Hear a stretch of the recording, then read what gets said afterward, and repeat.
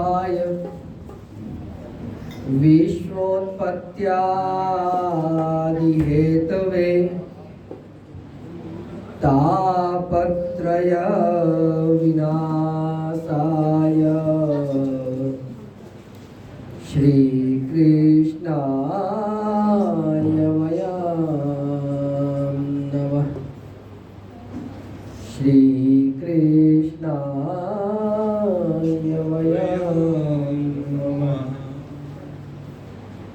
मूकं करोति वाचालं पंगुलं यते गिरिं यत्कृपातमहं वन्दे परमानन्दमाधवं परमानन्दमाधवम्।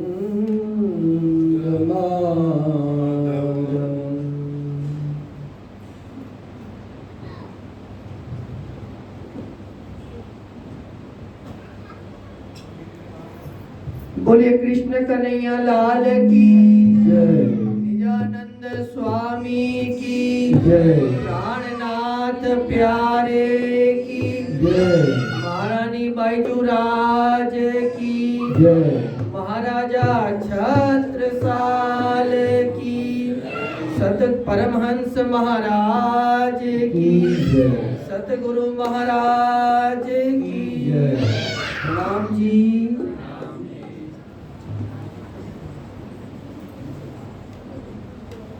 परमहंस श्री राम रतन दास जी महाराज, श्री 108 श्री राम रतन दास जी महाराज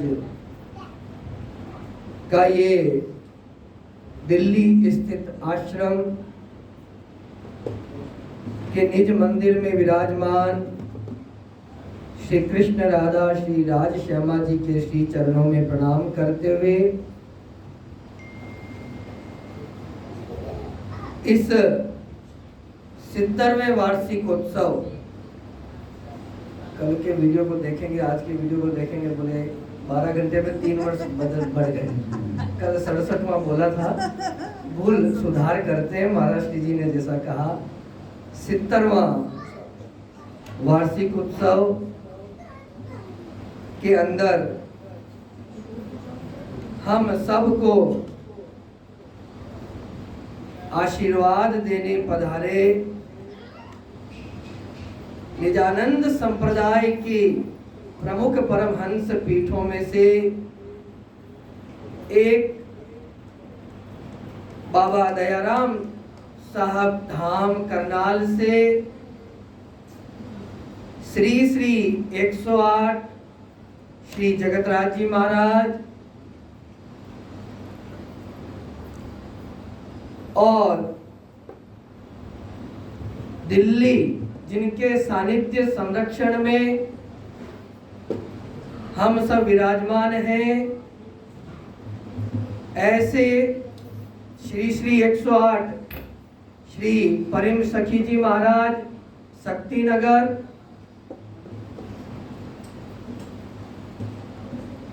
साथ ही में बहुत ही मधुर कंठ से हम सबको अपनी वाणी गायन से आनंदित कर रहे हैं श्री हर्षद राय जी,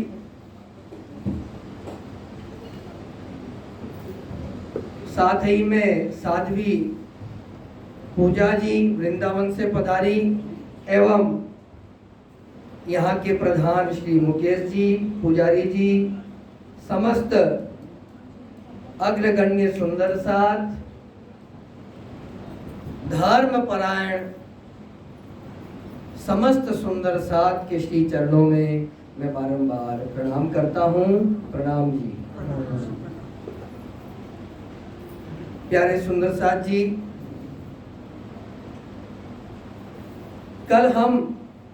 कल की चर्चा में श्रवण कर रहे थे ज्ञान और विज्ञान। विज्ञान हमें यंत्रवत बनाता है और ज्ञान हमें मंत्रवत बनाता है, और इन दोनों की आवश्यकता हमें है। शरीर को अनुशासित करने के लिए यंत्रवत बनाना है और आत्मा को मंत्रवत बनाना है। यहाँ पे हमारी चर्चा का विश्राम हुआ था। देखिए, ये हमारा परम सौभाग्य है कि हमने जिस मंत्र को, इस संसार में अनेकों संप्रदाय हैं, लगभग 2000, इतने तो सुने ही हैं, बढ़ते जा रहे हैं, और करोड़ों मंत्र उन संप्रदायों के माध्यम से, वेद के माध्यम से, वेद की ऋचाओं के माध्यम से हम सब के समक्ष आए हैं। करोड़ों मंत्र, उन सब मंत्रों के मध्य हमें कौन सा मंत्र मिला है? तारतम महामंत्र। क्या कहता है? एक छोटी सी बात। वाणी की चौपाइयां हैं 18,758। वाणी का आरंभ कहां से हुआ? कोई बतलाएगा?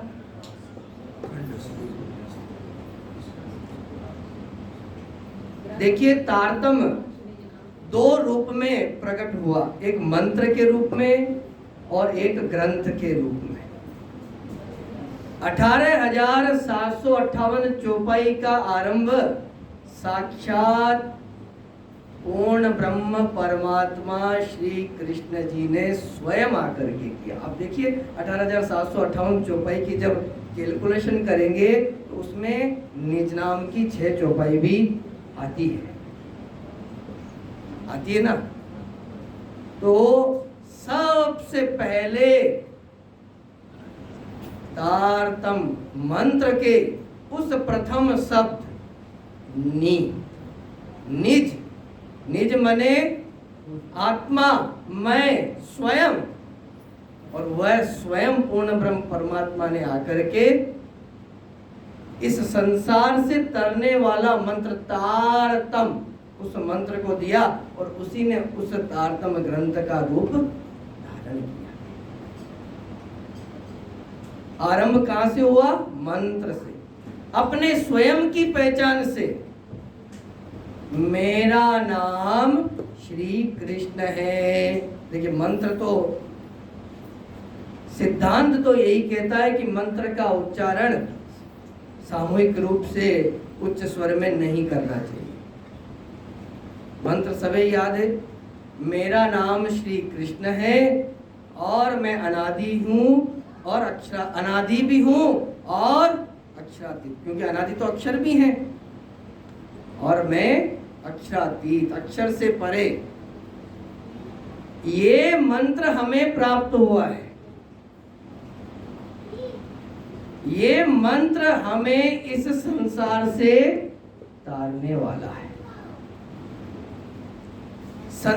देखिए, इसमें क्या शब्द आता है? तारतम।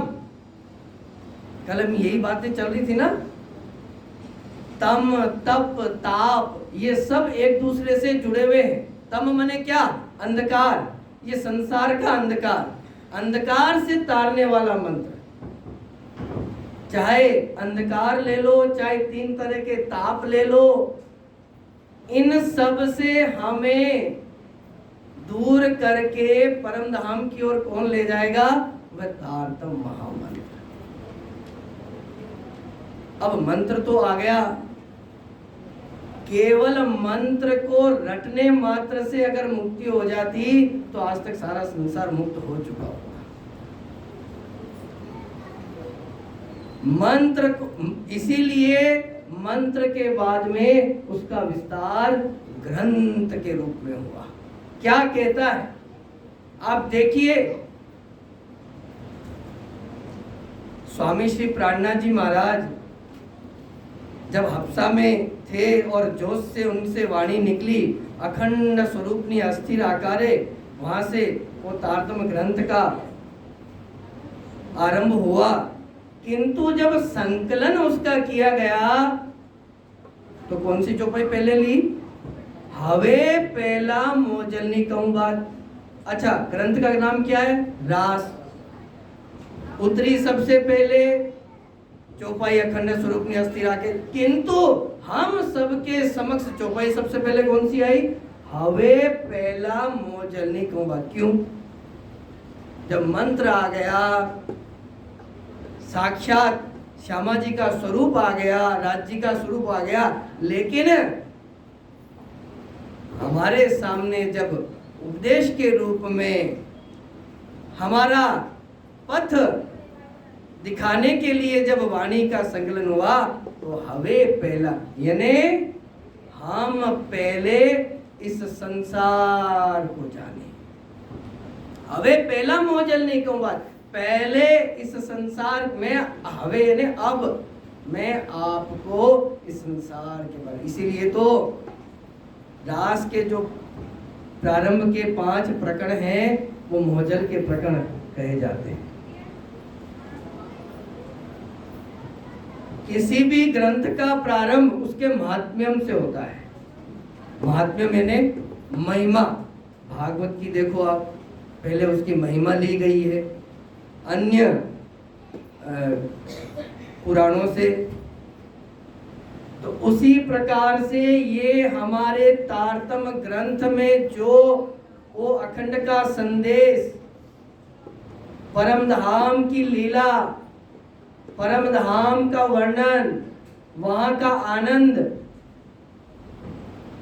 बतलाया गया है, उसको जानने से पहले हम अपने आप को ये जान लें कि हम कहाँ हैं, ये संसार कैसा है, इससे पूर्ण रूप से परिचित हो गए तो हमें पूर्ण रूप से इससे घृणा हो जाएगी, तो वह आनंद हमारे अंदर स्थिर रूप से, अखंड रूप से विराजमान हो जाएगा। और वो आनंद जब अखंड रूप से अंदर विराजमान हो जाएगा तो ये आत्मा सीधे अखंड में पहुंच ही जाएगी। देखिए, हम सब अनेकों वर्षों से उस अखंड के ज्ञान को, सद ज्ञान को सुनते आ रहे हैं, और सुनते सुनते अब तो ऐसे हो गए कि आगे क्या महाराज जी बोलने वाले, वह भी हमें थोड़ा थोड़ा स्मरण होने लग गया कि हाँ अब आज इस टॉपिक पे बोल रहे, आगे क्या बोलेंगे। इतने ऐसे सामने सब बैठे हैं, लेकिन ये समझिए जिस दिन वो आनंद अखंड रूप से अंदर स्थित हो गया, उसके बाद आपकी आंखें सीधी परम धाम में खुलने वाली है। तो इस प्रकार से सर्वप्रथम कल भी यही चर्चा में थी कि 3 प्रकार के ताप को दूर करने के लिए 3 प्रकार के तप हमें करने होंगे। उसी प्रकार से उस अखंड आनंद को, अखंड की लीला को समझने से पहले इस संसार को अच्छे से समझना होगा। ये स्वयं महामती स्वामी श्री प्राणनाथ जी महाराज अपनी वाणी में कहते हैं। तो है प्यारे सुंदर साथ जी, ज्यादा कुछ नहीं, मेरे को तो बैठाए भी ऐसे है कि मैं आज महाराज जी लोगों के सामने बैठ के ऐसे बोल रहा हूँ, तो ऐसे लग रहा है कि इंटरव्यू देने जाते ना तो ज्यादा कुछ नहीं। अंतिम एक लाइन जो आज मेरे दिमाग में थी, भागवत का ही एक सुंदर प्रसंग है, अंतिम के 2 मिनट हो गए मेरा टाइम। भागवत में एक बहुत सुंदर प्रसंग आता है। नारद जी जब भक्ति, ज्ञान और वैराग्य का प्रसंग है, मैं प्रसंग ज्यादा नहीं सुनाऊंगा, आप सब लोग जानते हैं, भागवत में रोज सुनते हैं। तो उसमें नारद जी ने सारा प्रयास कर लिया, किंतु वो ज्ञान वैराग्य को जगा न सके। और ऐसे जब आप भागवत को बड़े ध्यान से देखेंगे ना, ऐसे मिलते जुलते एक दो प्रसंग और भी आते हैं, मैं सार में बताता हूँ। तो वहां पे एक बात कही गई कि शत कर्म करो, गोकर्ण जी के प्रसंग में भी आता है। जब गोकर्ण जी भागवत करते हैं तब उस प्रसंग में भी आता है। उन्होंने पहली बार भागवत की तो धुंधुकारी तो मुक्त हो गया, बाकी सब बैठे रह गए। और भी ऐसे भागवत के काफी मिलते जुलते प्रसंग हैं। तो उसमें कहा गया कि आप सत्कर्म करो। तो कभी कभी कुछ बातें समझ में नहीं आती है कि इतना जो कुछ व्यक्ति संसार में करता है, जो पुण्य के कार्य करते हैं, उसके पश्चात भी अगर उसकी मुक्ति ना हो तो फिर क्या किया जाए। जिज्ञासा, मन में जिज्ञासा होगी तो समाधान भी निकलेगा। तो इसका समाधान शास्त्र ही करते हैं। दो प्रकार के कर्म शास्त्र बतलाते हैं। एक होता है शुभ कर्म और एक होता है सत्कर्म। जितना संसार में हम अच्छा कर्म करते हैं वे सब शुभ कर्म हैं। वे आपको इस संसार का लाभ देने वाले हैं, पुण्य बढ़ाने वाले हैं, आपकी यश कीर्ति मान को बढ़ाने वाले हैं, आपको इस पृथ्वी लोक से मुक्त करके स्वर्ग तक पहुंचाने वाले हैं। किंतु अगर अखंड मुक्ति, शुभ कर्म भी उतने ही आवश्यक है, शुभ कर्म भी आवश्यक है, किंतु अगर हमें अखंड होना है, आवागमन से मुक्त होना है, तो सत कर्मों को हमारे जीवन में उतारना होगा। और वह सत कर्म क्या है? सत्य, संधि विचार कर लो, सत्य धन कर्म। और सत्य क्या होता है? सत्य होता है उस अखंड को जानना, अखंड का चिंतन, अखंड का मनन, अखंड का ज्ञान, अखंड का ध्यान, अखंड की वाणी, उसके बारे में चिंतन करना, मनन करना कि मैं इस संसार के आवागमन से मुक्त कैसे हूं। उसके लिए शास्त्रों ने छोटा सा शब्द कह दिया, तत्व ज्ञान। उस तत्व ज्ञान को, उस परम तत्व के ज्ञान को अपने जीवन में धारण करना ही सत्कर्म है। और ज्ञान को केवल धारण ही ना करना है, ज्ञान को धारण करके ज्ञान को बांटना भी है। इस प्रकार से ये दो प्रकार के कर्म, एक शुभ कर्म है, एक सत्कर्म है। बिना शुभ कर्म के हम इस संसार के कर्तव्यों से मुक्त नहीं हो पाएंगे। वह भी हमें करने हैं, वह भी हमें करने हैं, किंतु बिना सत्कर्मों के वह शुभ कर्म हमें अखंड मुक्ति नहीं दे सकते। तो हे प्यारे सुंदर साथ जी, बहुत बहुत मैं धन्यवाद सर्वप्रथम आप सब लोगों का। आपने ध्यान से श्रवण किया, कोई त्रुटि हो तो मुझे क्षमा करना। और बहुत बहुत मैं धन्यवाद देना चाहूँगा यहाँ के प्रधान जी श्री मुकेश जी कुकरेजा जी, समस्त न्यासीगण, जिन्होंने ये प्रथम मेरा यहाँ पे इस वार्षिक उत्सव में सम्मिलित होने का मुझे अवसर प्रदान किया। तो मैं बहुत बहुत आभारी हूँ समस्त दिल्ली सुंदर साथ का और समस्त गुरुजनों का। मैं बहुत बहुत आपके सबके श्री चरणों में प्रणाम करते हुए, आइए अब नींद से जाग जाए तो कुछ जयकारे लगा लेते हैं। आगे महाराज श्री जी के प्रवचन होने वाले हैं, तो पहले एकदम से नींद से हम जाग जाएं। तो 6-7 जयकारे मेरे साथ बड़े प्रेम से लगाइएगा। बोले कृष्ण कन्हैया लाल की, निजानंद स्वामी की, प्राणनाथ प्यारे की, महारानी बाईजू राज की, महाराजा छत्रसाल की, परमहंस महाराज की, सतगुरु महाराज की। अब ये जयकारे तो निश्चित रूप से